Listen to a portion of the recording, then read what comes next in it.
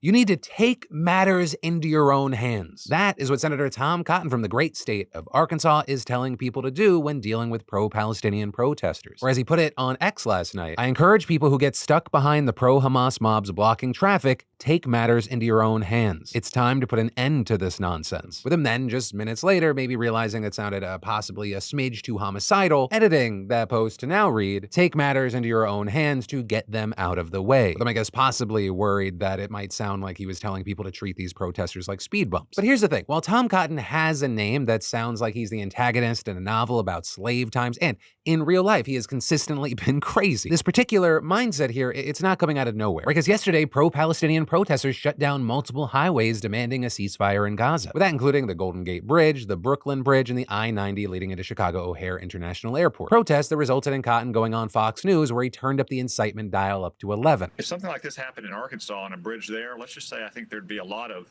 very wet criminals that have been tossed overboard, not by law enforcement, but by the people whose road they're blocking.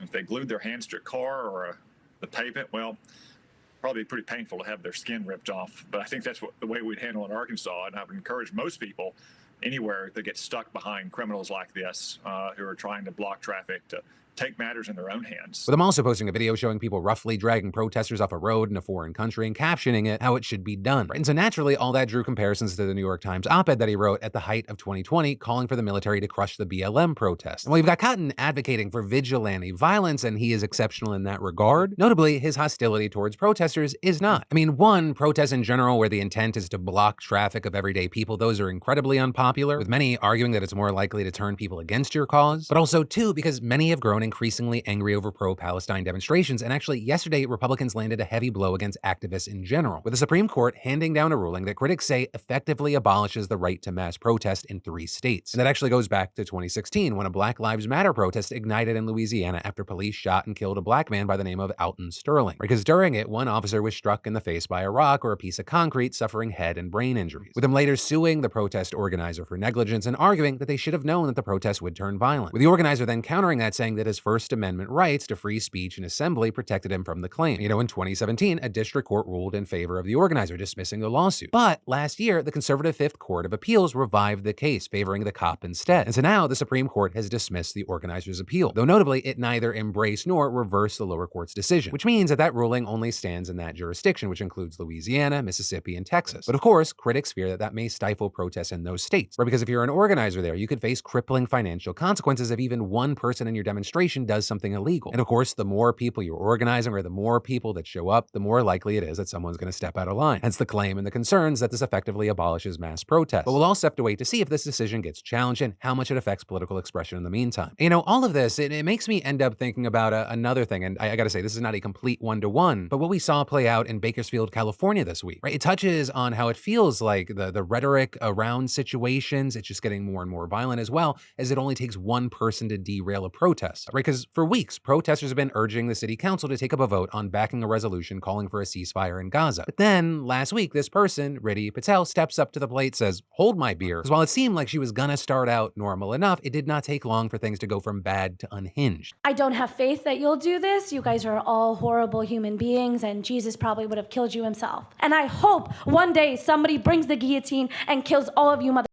So regardless of whether you elect people into office, they'll backstab you, they'll let you die, and for that reason, you guys want to criminalize us with metal detectors, we'll see you at your house, we'll murder you. And that then leading to this moment. Ms. Patel, that was a threat, what you said at the end, and so the officers are going to escort you out and take care of that. Police then arresting her and charging her with 18 felonies, all related to threats against city officials. You know, with that, we saw other protesters and pro-ceasefire groups quickly distancing themselves from her comments. And the nonprofit that she'd worked out also announcing yesterday that it had fired her in a statement condemning violent rhetoric. And while Patel did show up to her arraignment sobbing, she also pleaded not guilty and is currently being held on a $500,000 bail. But notably there, prosecutors had tried to keep her from having any kind of bail, saying that she poses an extreme threat to public safety. But with any and all of the messes that we touched on here, I'd love to know your thoughts.